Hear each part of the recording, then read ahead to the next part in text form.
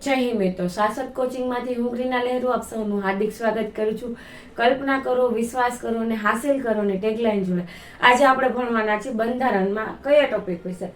તો કે બંધારણ જે ભારતનું બનવામાં આવ્યું, તો ભારતનું બંધારણમાં કયા કયા સ્ત્રોતનો મહત્વનો ફાળો છે એમ. તો સૌથી મોટું બંધારણ છે એ આપણને ખબર છે, 2 વર્ષથી ઉપર સમય લાગ્યો છે એ આપણને ખબર છે. બંધારણની જરૂરિયાત શું કામ હતી એ બાબતે પણ આપણે આગલા લેક્ચરમાં જોઈ ચૂક્યા છે. તો હવે ડિટેલમાં શું વાત કરવાની છે, તો કે ભારતના બંધારણમાં કયા કયા સ્ત્રોત કયા કયા નિયમમાંથી અથવા તો કયા દેશ પાસેથી લેવામાં આવ્યા છે. તો એમાં સૌથી પહેલું શું છે, ભારત સરકાર અધિનિયમ 1935. હવે ભારત સરકાર અધિનિયમ 1935 હતો. એમાં શું હતું, તો કે એમાં જેટલા અધિનિયમો, નિયમો, કાનૂનો લગાવવામાં આવ્યા હતા એ અંગ્રેજો દ્વારા કરવામાં આવેલા હતા. પરંતુ જેમ કહેવાય ને કે દરેક વ્યક્તિનું પ્લસ અને માઇનસ 2 ભાગ હોઈ શકે છે, બરાબર. તો અંગ્રેજોના શાસન વ્યવસ્થાથી આપણે કંટાળી ગયા હતા, એ વાત સાચી હતી. અંગ્રેજો જે રીતે આપણા ઉપર શાસન કરતા હતા એ વાતથી આપણે કંટાળીને જ આઝાદી માંગતા હતા. પરંતુ અંગ્રેજોએ શાસન કર્યું એમાં પણ ઘણા કાનૂન એવા હતા કે જે ભારતના લોકો માટે સારા હતા ને ઘણા કાનૂન એવા હતા કે જે ભારતના લોકો માટે ખરાબ હતા. તો એમાંથી લીધેલા અમુક કાનૂન છે, અમુક નિયમો છે કે જે ભારતના બંધારણમાં હજી સુધી અમલમાં છે. સૌથી પહેલું શું છે, સંવાદી તંત્ર વ્યવસ્થા. બીજું શું છે, રાજ્યપાલનો હોદ્દો. ત્રીજું, ન્યાયપાલિકા. પછી કટોકટીની જોગવાઈ, જાહેર સેવા આયોગ અને વહીવટી વિગતો.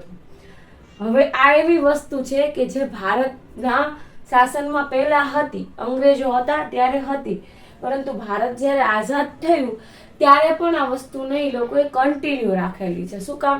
કારણ કે આ એવી સારી વસ્તુ છે. જેમ આપણે એમ કહીએ કે ભાઈ દરેક વસ્તુની 2 બાજુ હોય, સારી નરસી. તો એમાંથી આપણે નરસી બાજુને અવોઇડ કરી નાખીએ અને સારી બાજુ જે સારા વિચારો હતા, જે સારા નિયમો હતા એને ભારતના બંધારણમાં આપણે સ્થાન આપ્યું. પછી બીજા કયા દેશનું બંધારણ લીધું, તો કે બ્રિટનનું. હવે બ્રિટનના બંધારણમાંથી આપણે શું લીધું સૌથી પહેલા, તો કે સંસદીય શાસન પ્રણાલી. સંસદ કઈ રીતે કામ કરશે એની જે પ્રણાલી છે એ કેમાંથી લીધેલી છે, તો કે બ્રિટનના બંધારણમાંથી. પછી કાયદાનું શાસન અને કાયદાકીય પ્રક્રિયા. કાયદો કઈ રીતે શાસનમાં આવશે અને કાયદાકીય પ્રક્રિયા કઈ રીતે ચાલુ થશે એ બાબતે પણ આપણે ક્યાંથી લીધેલી છે, બ્રિટનના બંધારણમાંથી. દ્વિગુહી સંસદ. હવે દ્વિગુહી સંસદ એટલે તમને બધાને ખબર હશે દ્વિગુહી સંસદ એટલે શું, બરાબર. જેને બી ખબર છે નીચે કોમેન્ટમાં લખશે કે દ્વિગૃહી સંસદની વ્યાખ્યા અથવા તો દ્વિગૃહી સંસદ કોને કહેવાય એ કહેજો, બરાબર. નહીતર નેક્સ્ટ લેક્ચર જ્યારે હું બંધારણ લઈશ ત્યારે સૌથી પહેલા આના વિશે જણાવીશ તમને. પછી એકલ નાગરિકતા, કે આખા ભારતમાં મારી પાસે એકલ નાગરિકતા વાળું છે. એકલ નાગરિકતા એટલે શું? સિમ્પલ વસ્તુ. અત્યારે આપણે જેમ બોલીએ છીએ આધાર કાર્ડ વચ્ચે બહુ ચાલ્યું હતું કે આધાર કાર્ડ તમારું પેલું રહેશે, પ્રૂફ બેનિફિટ, બોર્ન પ્રૂફમાં આધાર કાર્ડ ચાલશે, બરાબર. હવે એકલ નાગરિકતા એટલે શું છે કે હું ભારતનો નાગરિક છું, એ એકલ નાગરિકતા દર્શાવે છે. આપણી પાસે ચૂંટણી કાર્ડ હશે વગેરે વસ્તુ હશે એ. પછી એકલ નાગરિકતા શું કામ લખી છે, તો કે ઘણા દેશો એવા છે કે જ્યાં એકલ નાગરિકતા નથી. તો કઈ રીતે, તો કે ત્યાં તમારે દેશની નાગરિકતા અલગ હશે, પ્લસ તમે જે રાજ્યમાં રહેતા હશો એની નાગરિકતા પણ અલગ હશે. તો આપણે ભારતમાં શું લાગુ પડે છે, એકલ નાગરિકતા, બરાબર. એ સિવાય કેબિનેટ પદ્ધતિ. તો કે ભારતમાં જે સંસદની રચના થઈ, જે કેબિનેટની રચના થઈ એ પછી એ કઈ રીતે વહીવટ કરશે એની પદ્ધતિ. પછી પ્રોગ્રેટિવ રીટ. આ રીટ વાળું જ્યારે હું તમને કહીશ ડિટેલમાં ત્યારે તમને સમજાવીશ.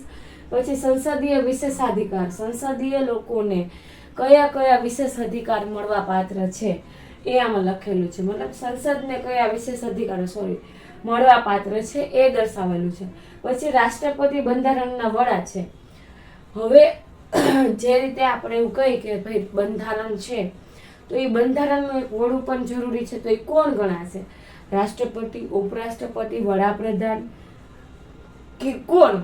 તો એ ટાઈમે આપણે આ લીધેલું છે કે રાષ્ટ્રપતિ બંધારણના વડા ગણાશે. એ વસ્તુ ક્યાંથી લીધેલી છે, તો કે બ્રિટન પાસેથી લીધેલી છે. પછી મંત્રી પરિષદ લોકસભાને જવાબદાર છે. મંત્રી પરિષદ છે જે આપણી કોને જવાબદાર રહેશે હંમેશા, તો કે લોકસભાને. એ શેના લીધે, કેમાંથી લીધેલું છે આપણે, તો કે બ્રિટનના બંધારણમાંથી. હવે ત્રીજું, અમેરિકાનું બંધારણ. આમુખ સૌથી પહેલું મહત્વની વસ્તુ, ભારતના બંધારણમાં આમુખનું મહત્વ બહુ વધારે પડતું છે. એટલે આ ઘણી વખત, મતલબ મને યાદ નથી આ ક્વેશ્ચન કેટલી વખત પૂછાઈ ગયો હશે કે ભારતમાં બંધારણમાં જે આમુખ છે એ કયા દેશમાંથી લીધેલું, મતલબ કયા દેશમાંથી મળેલ સ્ત્રોત છે. કયો હશે? અમેરિકાનું બંધારણ. પછી મૂળભૂત અધિકારો જે આપણા બંધારણમાં છે, મૂળભૂત અધિકારો પણ ક્યાંના છે? તો કે અમેરિકાના. પછી ઉપરાષ્ટ્રપતિનો હોદ્દો, રાષ્ટ્રપતિ પછી ઉપરાષ્ટ્રપતિ છે તો એનો હોદ્દો કોનો? એ હોદ્દો કોનામાંથી લીધેલો છે? તો કે કેમાંથી? અમેરિકામાંથી. પછી ન્યાયપાલિકાની સ્વતંત્રતા. ન્યાયપાલિકા જો આજે કોઈ ન્યાય કરવા બેઠું છે તો એને થોડીક છૂટછાટ જોશે. તો એની જે સ્વતંત્રતા છે કે તટસ્થ ન્યાય કરી શકે, સાચો ન્યાય કરી શકે, એના માટે એને જે સ્વતંત્રતા મળવી જોઈએ એ આપણે પણ કોનામાંથી લીધે છે? અમેરિકામાંથી. સર્વોચ્ચ ન્યાયાલય અને ઉચ્ચ ન્યાયાલયના ન્યાયાધીશોને દૂર કરવાની પ્રક્રિયા. સર્વોચ્ચ ન્યાયાલય અને ઉચ્ચ ન્યાયાલયના ન્યાયાધીશો કે જે ઓલરેડી એક સારા એવા વર્ષોનો એક્સપિરિયન્સ લઈને બેઠા છે, સારા એવા વર્ષોની એની પાસે નોલેજ છે, એ લોકોને જ્યારે દૂર કરવાની વાત આવે, કદાચ એને કોઈ એવું ગેરવર્તણૂક કરેલી છે અથવા તો દેશના હિત વગર અથવા તો સમાજના હિત વગર કોઈ કામ કરેલું છે, કોઈ ખોટો ન્યાય આપેલો છે કે જે ન્યાયની ક્ષમા નથી મળી શકે, તો એવા ટાઈમે એને દૂર કરવાની પ્રક્રિયા કઈ હશે? એ પણ ક્યાંથી લીધેલી છે? અમેરિકાના બંધારણમાંથી. પછી મહાભિયોગ. મહાભિયોગ ક્યાં ઉપયોગમાં થાય છે એ અત્યારે હું તમને ડીપમાં નથી કીધી, શોર્ટમાં કહી દઉં છું કે રાષ્ટ્રપતિને જ્યારે દૂર કરવાના થાય, રાષ્ટ્રપતિને એના પદ પરથી દૂર કરવામાં થાય ત્યારે મહાભિયોગ પ્રક્રિયાથી રાષ્ટ્રપતિને દૂર કરવામાં આવે છે.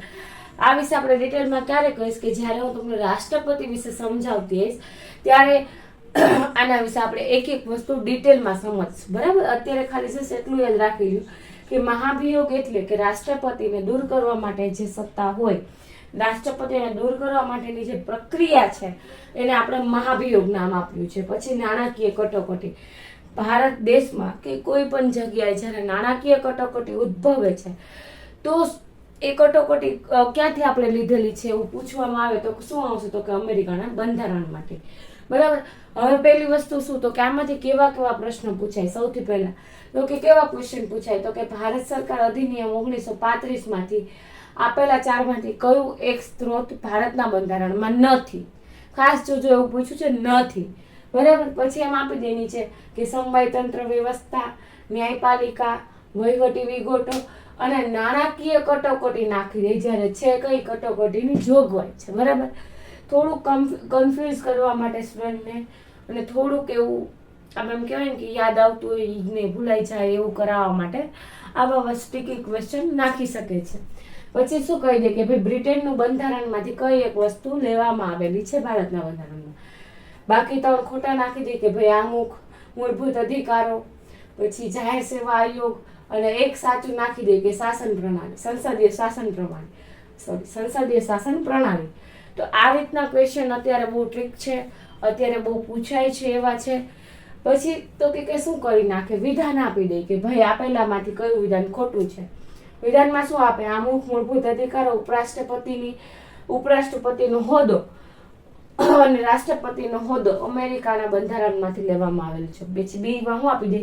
તો કે દ્વિગુઈ સંસદ, એકલ નાગરિકતા, કેબિનેટ પદ્ધતિ અને ઉચ્ચ ન્યાયાધીશ અને સર્વોચ્ચ ન્યાયાલયના ન્યાયાધીશને દૂર કરવાની જે સત્તા છે એ બ્રિટનમાંથી લેવામાં આવેલી છે. પછી ત્રીજું શું આપી દે કે ભારત સરકાર અધિનિયમ 1935 માંથી કટોકટીની જોગવાઈ, જાહેર સેવા આયોગ, વહીવટી વિગતો અને સંસદીય શાસન પ્રણાલી લેવામાં આવેલી જોવા મળે છે. અને પછી નીચે શું આપી દે? આપેલમાંથી એક પણ નહીં.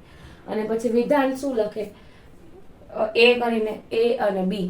પછી શું લખશે? એટલે કોમા કરીને સેકન્ડ કરીને કે બી અને સી સાચા છે. થર્ડમાં શું લખશે? એ બી ને સી સાચા છે. અને ડીમાં શું લખશે? આપેલ તમામ ખોટા છે. તો તમે જ્યારે મેં બોલતી હતી ત્યારે જોયું હોય ને તો મેં ઇન્ટરકનેક્ટ કરી નાખ્યા હતા, એકબીજામાં ગમે એક એક લઈ લીધા હતા. મતલબ શું આવે જવાબ? તો કે આપેલ તમામ ખોટા છે. તો આવા નાના નાના ક્વેશ્ચન કે જે તમને થોડીક અંશે એવા કન્ફ્યુઝ કરી નાખે અથવા તો તમારો ટાઈમ લઈ લે એવા ક્વેશ્ચન પણ અત્યારે પૂછાતા થઈ ગયા છે. એટલા માટે મેં આટલું ડિટેલમાં કરાવું છું ને એક એક વસ્તુને એક બબે વખત બોલું છું કે જેના લીધે કદાચ તમે લેક્ચર જુઓ ને તો બી તમને ધીમે ધીમે યાદ રહેતું જશે. બરાબર? તો આવી જ બધી માહિતી અને આવી જ બધી નોલેજ માટે ફોલો કરતા રહ્યો શાશ્વત યુટ્યુબ ચેનલને. જય હિન્દ, જય ભારત.